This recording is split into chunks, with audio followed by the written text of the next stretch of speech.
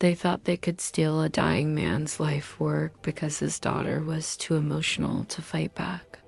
They didn't realize that grief can be the most powerful motivation in the world. In a busy coffee shop near Wall Street, I met Isabel. She was reviewing a merger agreement. She told me her father's business partners tried to push her out the week he died. They thought she was a distracted girl. She proved them very wrong. It all started the day her father passed away. He had built his company from the ground up, a legacy he intended to leave for her. But his two partners saw an opportunity. They saw a grieving daughter, someone they underestimated and dismissed as too emotional to handle the complexities of the business world. They held a private meeting just hours after her father's funeral and decided to push her out. Their plan was simple: convince her to sell her inherited shares for a fraction of their worth, telling her it was too much to handle in her fragile state. They even had paperwork ready, patting her on the shoulder and telling her it was for the best, that her father would have wanted her to move on. They called her weak. They called her naive. What they didn't know was that Isabel wasn't just grieving. She was listening. In that moment, her sorrow turned into cold, hard resolve. She played along, pretending to be the fragile, heartbroken daughter they expected. She told them she needed time to think, which they graciously granted, confident she would eventually break. But Isabel wasn't thinking about selling. She was planning. She took the small inheritance her father had left her personally and started digging. She hired a private investigator and a forensic accountant. What she uncovered was a betrayal that ran deeper than she could have imagined. While her father was on his deathbed, his partners were already at work, forging documents and creating fake invoices to dilute his shares, effectively stealing a massive portion of the company's value right from under his nose.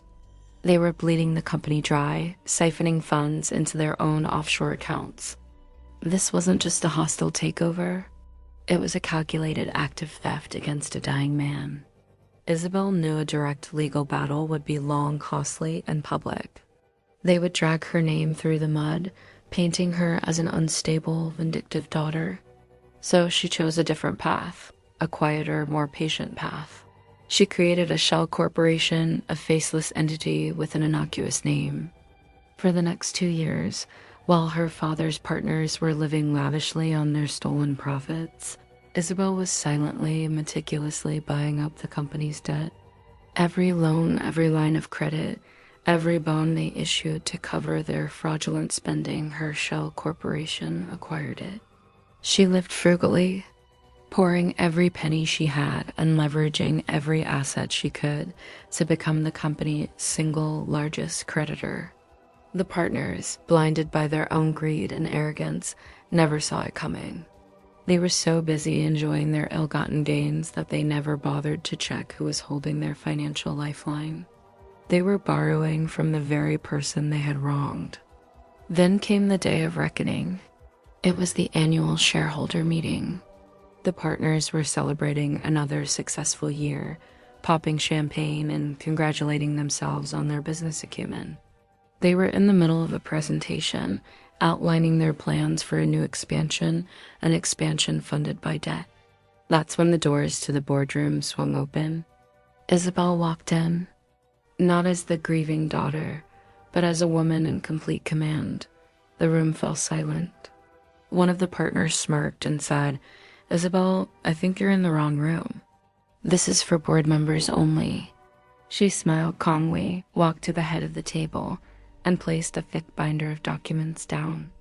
"Actually," she said, her voice cutting through the silence, "I'm exactly where I'm supposed to be." She opened the binder.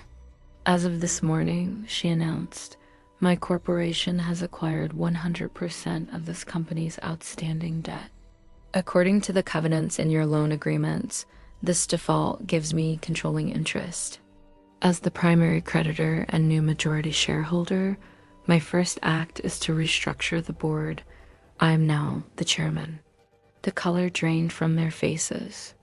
The champagne glasses sat untouched. The smirks were gone, replaced by pure, unadulterated shock. They started sputtering, threatening lawsuits, calling her insane, but Isabel was prepared. She had every document, every signature, every piece of evidence. It was all perfectly legal. Then she delivered the final blow. Looking each of them directly in the eye, she said, "My second act as chairman is to address personnel. You're fired, and you're fired. Security will escort you from the building. Your personal effects will be mailed to you." She didn't raise her voice. She didn't need to. The quiet finality of her words was more devastating than any shout could have been.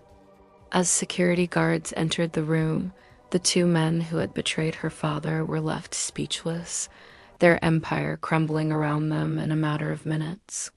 Isabel didn't just take back her father's company, she reclaimed his honor. She showed them that the emotional girl they so carelessly dismissed had a will of iron, forged in grief and sharpened by a thirst for justice. Thank you so much for watching. If you enjoyed this story, be sure to hit that like button and subscribe for more. See you next time.